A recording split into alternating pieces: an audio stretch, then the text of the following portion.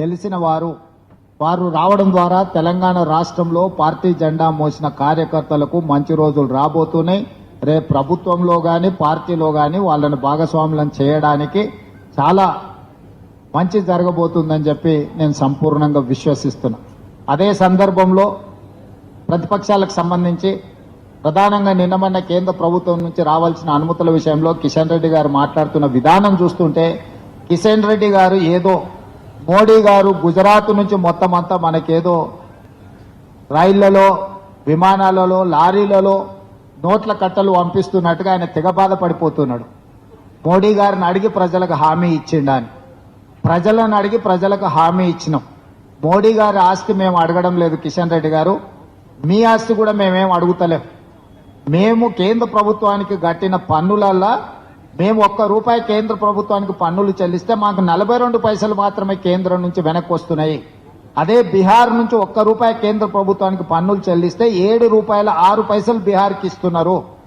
ఉత్తరప్రదేశ్కి ₹3 ఇస్తున్నారు ₹1 పన్ను చెల్లిస్తే. బీహార్కు ఉత్తరప్రదేశ్కు ఇస్తున్న ప్రాధాన్యత తెలంగాణ రాష్ట్రానికి ఇవ్వడం లేదు. ఈరోజు మీరు అడ్డపడడం వల్లనే మెట్రో రైలు ఆగింది. మెట్రో రైలు నిర్మించడానికి మీ దగ్గర డబ్బులు ఉన్నాయంటున్నాడు. అంటే ఆయన ఉద్దేశం ఏంది? మెట్రో రైలు కట్టొద్దనే కదా. మూసీకి ఈరోజు నిధులు అడిగితే అవహేళన చేస్తున్నాడు, అడ్డుపడుతున్నాడు. మూసీలో పోయి ఆయన నిద్ర చేస్తా అంటున్నాడు. మరి గుజరాత్లో సబర్మతి నదిని వాళ్ళు ప్రక్షాళన చేసుకోవచ్చు, ఉత్తరప్రదేశ్లో గంగా నదిని వాళ్ళు ప్రక్షాళన చేసుకోవచ్చు. ఢిల్లీలో మొన్న జరిగిన ఎన్నికలలో యమునా నదిని ప్రక్షాళన చేస్తామని ఢిల్లీలో బీజేపీ ప్రభుత్వాన్ని ఏర్పాటు చేసింది. మరి గుజరాత్కు ఒక నీతి, ఉత్తరప్రదేశ్కు ఒక నీతి, ఢిల్లీకి ఒక నీతి, బీజేపీకి ఒక నీతి, తెలంగాణ రాష్ట్రము మూసీ నది ప్రక్షాళన చేసుకుంటాం అంటే మీరు సాయంధవులాగా ఎందుకు అడ్డుపడుతున్నారని నేను కిషన్ రెడ్డిని అడుగుతున్నా.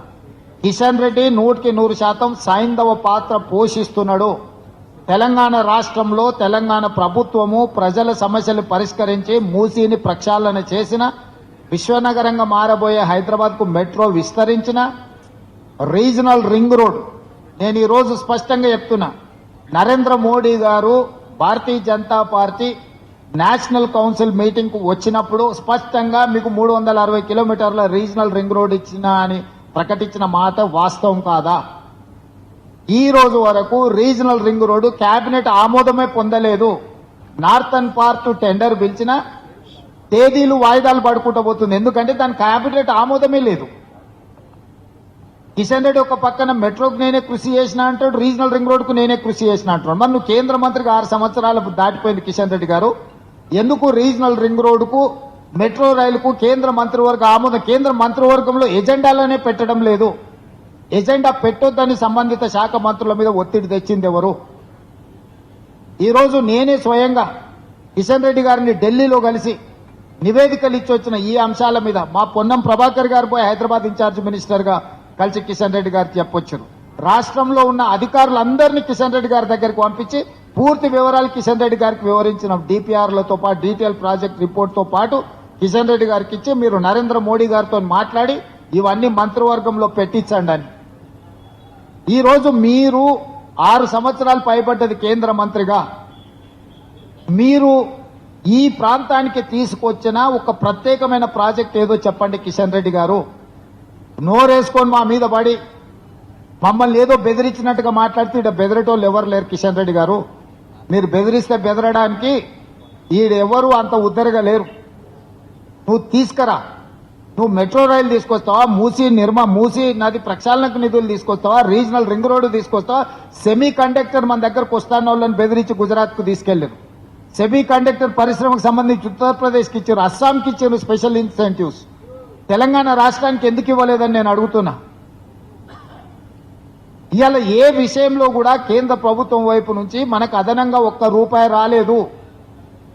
యథాలాపంగా రావాల్సినవి మాత్రమే వచ్చినాయి. అది కూడా ₹1 పన్ను మన కేంద్ర ప్రభుత్వానికి కడితే 42 పైసలు మాత్రమే మనకు వచ్చినాయి. ఇవాళ 10 సార్లు ఢిల్లీకి వెళ్లి ప్రధానమంత్రి నుంచి మొదలుపెట్టి ప్రతి మంత్రి దగ్గరికి మేము వెళ్ళి కలిసినాం. మేము వెళ్ళి కలిసినప్పుడు చర్చ జరగదా? ఆ మంత్రులు యథాలాపంగా మాకు చెప్పరా? అరే మీరు ఇన్నిసార్లు వచ్చి అడుగుతున్నారు, ఇన్నిసార్లు నివేదికలు ఇచ్చిపోయినావు, మీ రాష్ట్రం నుంచే ఉన్న కేంద్ర మంత్రి కిషన్ రెడ్డి గారు ఒక్కరోజు కూడా మాట్లాడట్లేదని అన్నాడు. నేను అడుగుతున్న కిషన్ రెడ్డిని, ఒక్క రోజైనా ఈ 6 సంవత్సరాలలో నరేంద్ర మోడీ గారి దగ్గర ప్రత్యేకమైన అపాయింట్మెంట్ తీసుకెళ్లి తెలంగాణకి ఇవి కావాలని ఏమన్నా ఇచ్చిండ్రా మీరు? ఏదన్నా మంత్రివర్గ సమావేశంలో తెలంగాణ రాష్ట్రానికి మెట్రో కావాలనో, తెలంగాణ రాష్ట్రానికి రీజనల్ రింగ్ రోడ్ కావాలనో, తెలంగాణకు మూసీ నది ప్రక్షాళన కావాలనో, సెమీ కండక్టర్ కి సంబంధించిన అనుమతులు కావాలనో ఏదైనా మీరు ప్రస్తావించారా? ప్రస్తావిస్తే ఏ మీటింగ్ మినిట్స్ ఉందో చెప్పండి, ఏ పార్లమెంట్ సమావేశాలలో మీరు మాట్లాడినో చెప్పండి. మీకు చిత్తశుద్ధి లేదు, మీది ఎంతసేపు ఉన్నా సైంధవ పాత్ర. ఈ రోజు కేసీఆర్ దిగిపోయిన బాధలో, ఆయన చీకటి మిత్రుడు అధికారం కోల్పోయిన దుఃఖంలో కిషన్ రెడ్డి గారు మాకడ్డం పడుతున్నాడు. కిషన్ రెడ్డి గారు, మీ చిత్తశుద్ధి నిరూపించుకోవాలంటే మీరు ఈ అనుమతులు తీసుకొని హైదరాబాద్కు రావాలి. హైదరాబాద్ లో వరదలు వచ్చినప్పుడు బండి సంజయ్ గారు చెప్పారు, ఆటో పోతే ఆటో ఇస్తాం, లారీ పోతే లారీ ఇస్తాం, గుండు పోతే గుండు ఇస్తాం అన్నాడు. గుండు లేదు. బైక్ పోతే బైక్ ఇస్తాం అన్నాడు. గుండు పోతే గుండు ఇస్తాం అన్నాడు. గుండు లేదు, అరగుండు లేదు, గుండు సున్నా. ఇది మీ హామీ కాదా? ఎన్నికల్లో మీరు ఇచ్చింది కాదా? నరేంద్ర మోడీ గారు ప్రతి సంవత్సరం 2 కోట్ల ఉద్యోగాలు ఇప్పిస్తామని చెప్పి 2014 ఇచ్చిన ఎన్ని కోట్ల ఉద్యోగాలు ఇచ్చినో లెక్క చెప్పండి. నరేంద్ర మోడీ గారు 2022 లోపల ఈ దేశంలో ఉన్న ప్రతి పేదవాడికి ఇల్లు కట్టిస్తాం, ప్రధానమంత్రి ఆవాస్ యోజన అన్నాడు. తెలంగాణ రాష్ట్రానికి ఎన్ని ఇచ్చిండ్రో లెక్క చెప్పండి కిషన్ రెడ్డి గారు. మీరు రైతుల ఆదాయం 2 చేస్తా అని మీరు ఎన్నికల మేనిఫెస్టోలో పెట్టారు. రైతు వ్యతిరేక నల్ల చట్టాలు తీసుకొచ్చి 100 మందిని బలి తీసుకున్నారు ఢిల్లీలో కిషన్ రెడ్డి గారు. అప్పుడే మర్చిపోయినరా మీరు? ఇవాళ తెలంగాణలో బీసీ కులగణన చేస్తే, బీసీ కులగణనలో మైనారిటీలను చేర్చారు కాబట్టి మేము తిరస్కరిస్తాం, రద్దు చేస్తామంటారు. నేను కిషన్ రెడ్డిని సూటిగా అడుగుతున్న, పక్కనున్న ఆంధ్రప్రదేశ్ మీ ప్రభుత్వమే కదా, పక్కనున్న ఆంధ్రప్రదేశ్లో మైనారిటీ రిజర్వేషన్లు రద్దు చేయండి మీకు చేతనైతే. పక్కనున్న రాష్ట్రంలో మైనారిటీలకు బీసీ రిజర్వేషన్లు లేవా? ఇవాళ కిషన్ రెడ్డిని, బండి సంజయ్ని సూటిగా సవాల్ ఇసురుతున్నా నేను. గుజరాత్లో 29 ముస్లిం ఉపకులాలు బీసీ రిజర్వేషన్లు అనుభవిస్తున్నారు నరేంద్ర మోడీ గారు సొంత రాష్ట్రంలో. బీహార్లో 26 ముస్లిం బీసీ కులాలు రిజర్వేషన్లు అనుభవిస్తున్నాయి. ఉత్తరప్రదేశ్లో ఉన్నాయి, మధ్యప్రదేశ్లో ఉన్నాయి, మహారాష్ట్రలో ఉన్నాయి. మీ ఏలుబడిలో ఉన్న ప్రభుత్వాలు, మీ రాష్ట్ర ప్రభుత్వాల బీసీ రిజర్వేషన్లు ముస్లిం మైనారిటీలకు వస్తున్నాయి. మండల్ కమిషనే రికమెండ్ చేసింది బీసీ ఉపకులాలలో మైనారిటీలు ఉన్నారు అని. దూదేకుల, నూర్ భాష ఇట్లాంటివి చాలా మైనారిటీ ఉపకులాలు ఈరోజు బీసీ రిజర్వేషన్లు ఉన్నాయి. ఈరోజు కులగణన జరిగితే మీరు అధికారం కోల్పోతుందనే దుఃఖంలో కిషన్ రెడ్డి గారు ఈరోజు అడ్డం పడుతున్నాడు బీసీ కులగణన మీద. ఇన్ని మాటలు మాట్లాడుతున్నారు. మా మిత్రుడు కృష్ణమాదిగన్ పాపం కౌగిలించుకున్నారు, బానే ఆయనను వినియోగించుకున్నారు ఎన్నికలలో. మరి ఆంధ్రప్రదేశ్లో మీ ప్రభుత్వం ఉంది కదా, ఎందుకు ఏబిసిడి వర్గీకరణ చేయట్లేదు? మాదిగ ఉపకులాలు ఒకనాడు ఆంధ్రప్రదేశ్, తెలంగాణ ఉమ్మడి రాష్ట్రము, ఆ రోజు మాదిగ ఉపకులాలు వర్గీకరణ అమలు జరిగింది కదా. ఈరోజు తెలంగాణలో మేము అమలు చేయడానికి అన్ని నిర్ణయాలు తీసుకున్నాం. ఆంధ్రప్రదేశ్లో మీ ప్రభుత్వం ఉన్న దగ్గర ఎందుకు తీసుకోలేదు కిషన్ రెడ్డి గారు? ఇది మాదిగలకు చేస్తున్న ద్రోహం కాదా? పక్క రాష్ట్రంలో మీరు బీసీలకు ఇస్తున్న 4% రిజర్వేషన్ మీరు రద్దు చేస్తారా? మీకు చిత్తశుద్ధి ఉందా? నీకు ధైర్యం ఉన్నదా కిషన్ రెడ్డి? ఆంధ్రప్రదేశ్కి వెళ్ళి చంద్రబాబు నాయుడును డిమాండ్ చేసి మైనారిటీలకు ఇస్తున్న 4% రిజర్వేషన్ ఆంధ్రప్రదేశ్లో రద్దు చేయించరా నువ్వు? అంటే కేవలం భావోద్వేగాలను రెచ్చగొట్టి రాజకీయ ప్రయోజనం పొంది పబ్బం గడుపుకోవాలనే ప్రయత్నం తప్ప చిత్తశుద్ధి ఎక్కడుంది కిషన్ రెడ్డికి? కేంద్రంలో మా ప్రభుత్వం ఉంది కాబట్టి మేము బెదిరిస్తామని అనుకుంటున్నట్టున్నాడు కిషన్ రెడ్డి గారు. ఈ విధానం ఎక్కువ కాలం నడవదు కిషన్ రెడ్డి గారు. చాలా మంది ఇట్లా వచ్చిండ్రు, పోయిండ్రు బెదిరించిన వాళ్ళు. ఇవాళ మేము రాష్ట్ర ప్రభుత్వంగా ఓ బాధ్యత కలిగిన ముఖ్యమంత్రిగా ప్రధానమంత్రులను, కేంద్ర మంత్రులను కలిసి రాష్ట్రానికి రావాల్సిన నిధుల మీద, అనుమతుల మీద మేము ప్రయత్నం చేస్తున్నాం. ఒక్కరోజన్నా నువ్వు తోడొచ్చినవా? ఒక్కరోజన్నా మా ఎంబడి వచ్చి, అవును నేను కిషన్ రెడ్డి ఇంటికి స్వయంగా ఢిల్లీలో వెళ్ళి రాష్ట్రానికి ఏమేం కావాలో నేను వారికి చెప్పి వివరించి వచ్చిన. చాలా సందర్భాల్లో ఎదురుపడ్డప్పుడు నేను వారికి విజ్ఞప్తి చేసిన. ఇంత గొప్ప అవకాశం హైదరాబాద్ నగరంలో మెట్రో విస్తరించడం. ఒక రోజు దేశంలో ఢిల్లీ మొదటి స్థానం ఉంటే హైదరాబాద్ 2వ స్థానం ఉండే కాంగ్రెస్ పార్టీ కట్టిన మెట్రో. ఇవాళ మెట్రో 9వ స్థానానికి పడిపోయింది. ఇవాళ తమిళనాడుకు స్టాలిన్కు మెట్రో అనుమతి వస్తుంది, తెలంగాణకు మాత్రం రాదు. నిర్మలా సీతారామన్ గారు తమిళనాడుకు మెట్రోకి అనుమతి ఇప్పిస్తుంది, కిషన్ రెడ్డి గారు మాత్రం తెలంగాణకి ఇవ్వరు. కేవలము కిషన్ రెడ్డి గారు అడ్డుపడడం వల్లనే తెలంగాణకు తీరని అన్యాయం జరుగుతుంది. కిషన్ రెడ్డి గారికి చిత్తశుద్ధి ఉంటే అన్ని వివరాలు ఇచ్చినాం, అధికారులు కూడా కలిసి వచ్చిండ్రు. మళ్ళీ కావాలంటే నేనే స్వయంగా వచ్చి ప్రధానమంత్రి గారికి ఇచ్చిన వివరాలు అన్నిటిని కూడా డీటెయిల్ ప్రాజెక్టు రిపోర్ట్తో సహా నేను కిషన్ రెడ్డి గారికి ఇస్తా.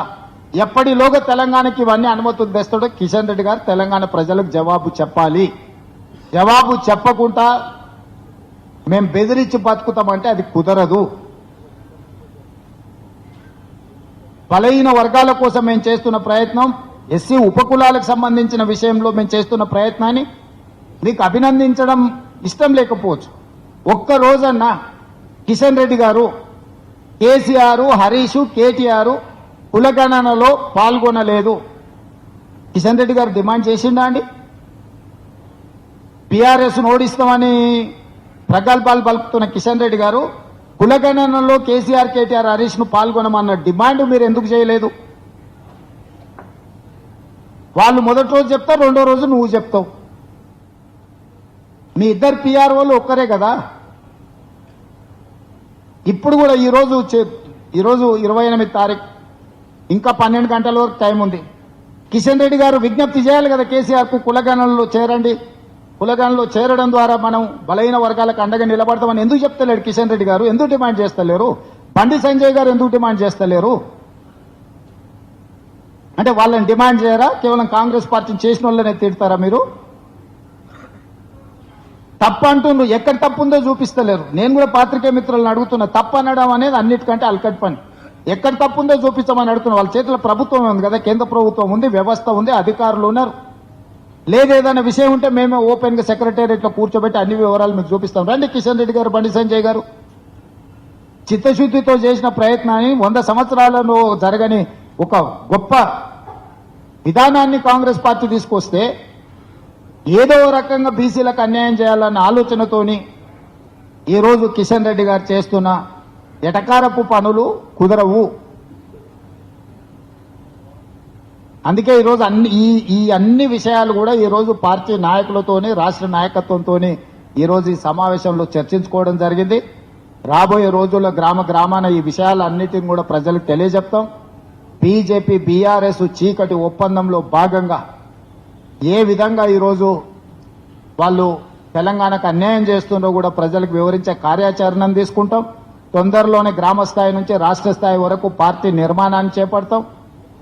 గ్రామాధ్యక్షుల నుంచి రాష్ట్ర వర్కింగ్ ప్రెసిడెంట్ల వరకు పార్టీకి సంబంధించిన వాటి మీద చర్చ జరిగింది. పిసిసి ప్రెసిడెంట్, ఏఐసిసి ఇన్ఛార్జ్ గారు అందరి నుంచి సమాచారం తీసుకొని పార్టీ నిర్మాణంలో కూడా క్రియాశీలకంగా పార్టీ ముందుకు వెళ్తుంది. ప్రభుత్వం అమలు చేస్తున్న అభివృద్ధి సంక్షేమ పథకాలను ప్రభుత్వం ముందుకు తీసుకెళ్తుంది. కార్యకర్తలు ప్రజల దగ్గరికి తీసుకెళ్లడం జరుగుతుంది.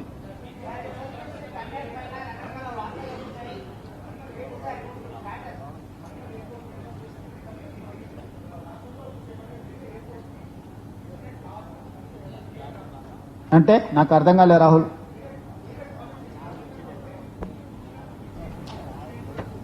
దాన్ని పూచికత్తుకి ఎందుకు చూపిస్తాం? అది నేనే పోయి పర్సనల్ గా రామ్మోహన్ నాయుడుని కలిసి వరంగల్కి ఎయిర్పోర్ట్ కావాలని ప్రతిపాదన చేసిందే నేను కదా. తక్కువ పడ్డ భూమిని కూడా భూసేకరణ చేసి ఎయిర్పోర్ట్కి అప్పచెప్పిందే నేను కదా. వరంగల్కి ఔటర్ రింగ్ రోడ్డు, వరంగల్కి ఎయిర్పోర్ట్ ఇచ్చిందే నేనే, భూమి ఇచ్చిందే నేనే, భూసేకరణను క్లియర్ చేసిందే నేనే.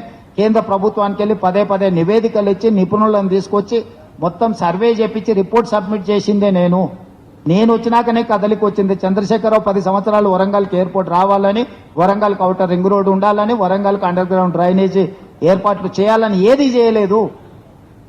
కాంగ్రెస్ ప్రభుత్వం వచ్చినాక మేం చేస్తున్న పదే మీరు ఢిల్లీకి ఎందుకు వెళ్తున్నారని అడుగుతుండు కదా హరీష్, కేటీఆర్. ఇందుకోసమే వెళ్తున్నాం. ఇవాళ వచ్చిన అనుమతులని ఇప్పుడు రైల్వే కోచ్ ఫ్యాక్టరీ వాళ్ళు సాధించారు. కాచిపేట రైల్వే కోచ్ ఫ్యాక్టరీ నేను వచ్చినాక సాధించిన. నిద్రపోయిన వాళ్ళు 10 ఏళ్ళు. సో నాకు బేసిజాలు చెవు. ప్రధానమంత్రి అయినా కేంద్ర మంత్రులైనా కలిసి రాష్ట్ర ప్రభుత్వానికి రావాల్సినవి తెచ్చుకునేది మా బాధ్యత. మేము మా బాధ్యతను నిర్వహిస్తున్నాం. ఎన్నిసార్లైనా పోతాం ఢిల్లీకి. మేము ప్రత్యేక విమానాలలో దుబాయ్లు ఇతర దేశాలకు పోలేదు మేము. లేకపోతే ఢిల్లీకి వెళ్ళి మేము లిక్కర్ దందా చేయలేదు. మేము ఢిల్లీలో పోయి లిక్కర్ దందాలు చేస్తలేం. మేము ఢిల్లీకి పోయి రాష్ట్రానికి రావాల్సిన నిధుల గురించి, అనుమతుల గురించి అందరినీ కలుస్తున్నాం.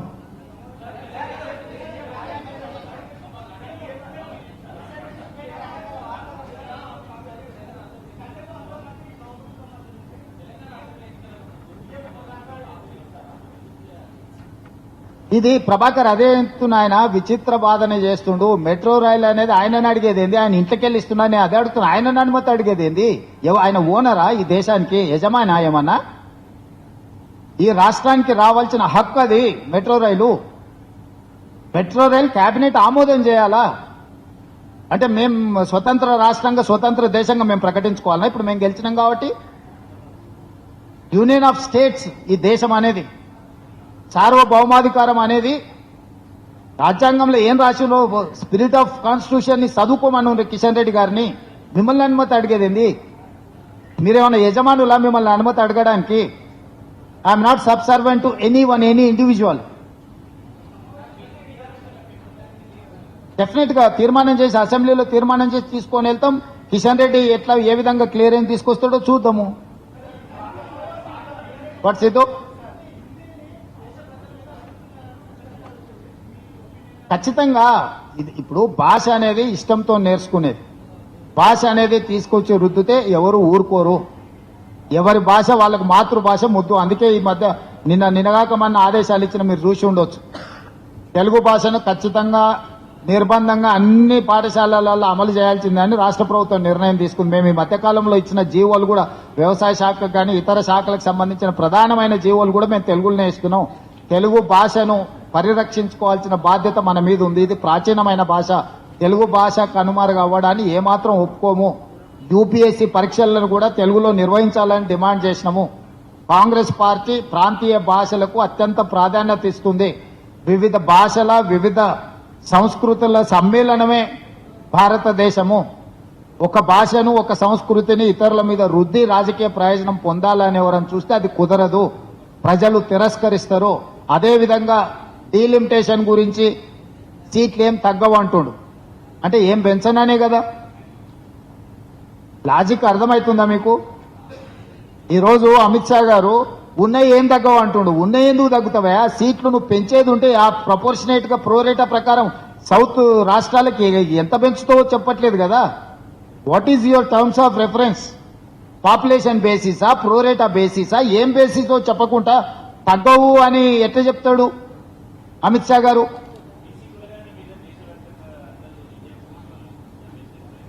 రాహుల్ గాంధీ గారు ఆల్రెడీ పార్లమెంట్ లో మాట్లాడిండు, ఆల్రెడీ బీహార్ లో మాట్లాడిండు. జాతీయ నాయకత్వం దీన్ని ఒక మోడల్ కింద తీసుకెళ్తుంది. అన్ని పార్టీలతో జాతీయ నాయకత్వం చర్చిస్తుంది. పకడ్బందీగా చేయడం తెలంగాణ కాంగ్రెస్ పార్టీ యొక్క బాధ్యత. ఇది పకడ్బందీగా చేస్తున్నాం, చట్ట రక్షణ కల్పిస్తున్నాం.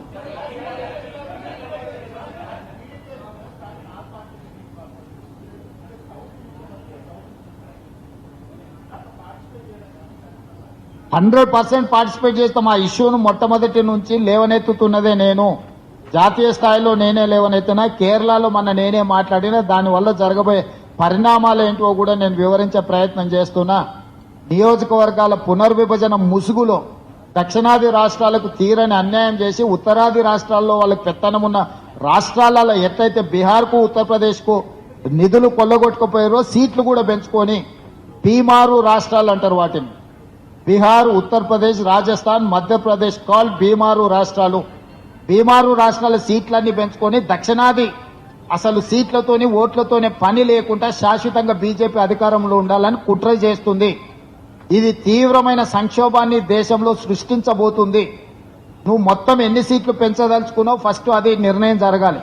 ఆ పెంచే సీట్లు ఏ విధి విధానాల ప్రకారం నువ్వు పంచదలుచుకున్నావో అది నిర్ధారణ జరగాలి.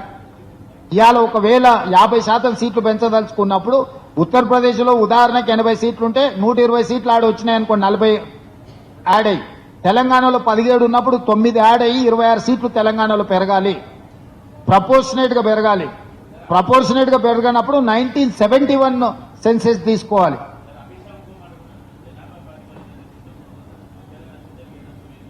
కొత్తగా తీవ్రమైన నష్టం జరుగుతుంది. జనాభా నియంత్రణ చేయండి అని కేంద్ర ప్రభుత్వం పిలిపించింది. దక్షిణాది రాష్ట్రాలు జనాభా నియంత్రణను పాటించినాయి. దాంతో దక్షిణాది రాష్ట్రాలలో జనాభా పూర్తిగా తగ్గిపోయింది ఆర్ స్టెబిలైజ్ అయింది. ఉత్తరాది రాష్ట్రాలలో కేంద్ర ప్రభుత్వం ఇచ్చిన ఆదేశాలను పాటించకుండా జనాభా విపరీతంగా పెరిగింది. జనాభా ప్రాతిపదికన తీసుకోవడం అనేది కుట్ర. సీట్ల ప్రాతిపదికన ప్రోరేటా ప్రకారం పెంచాలి. మేము కేంద్ర ప్రభుత్వం ఇచ్చిన సూచనలు పాటించినందుకు మమ్మల్ని శిక్షించాలని కేంద్ర ప్రభుత్వం అనుకుంటే అది ఒక తిరుగుబాటు కదా మారుతుంది. దాంట్లో ఊరుకునే సమస్యనే లేదు. వాళ్ళు దక్షిణాది రాష్ట్రాలను నిర్వీర్యం చేయాలని, ఆర్థికంగా రాజకీయంగా నిర్వీర్యం చేయాలని బీజేపీ కుట్ర పన్నుతుంది. ఎందుకంటే బీజేపీకి దక్షిణాది రాష్ట్రాలలో స్థానం లేదు కాబట్టి వాళ్ళకి స్థానం లేని రాష్ట్రాలకు కేంద్రంలో వాటా ఉండొద్దు అనే ఒక కుట్రతోని వాళ్ళు ముందుకు వస్తున్నారు. ఆ కుట్రను ఖచ్చితంగా తిప్పికొడతాం. ఇక వాళ్ళు రాష్ట్రంలో లేనట్టే లెక్క, లేనోడు లేనట్టే ఏముంటది. ఏమన్నా పుస్తకాన్ని రాసుకోనండి.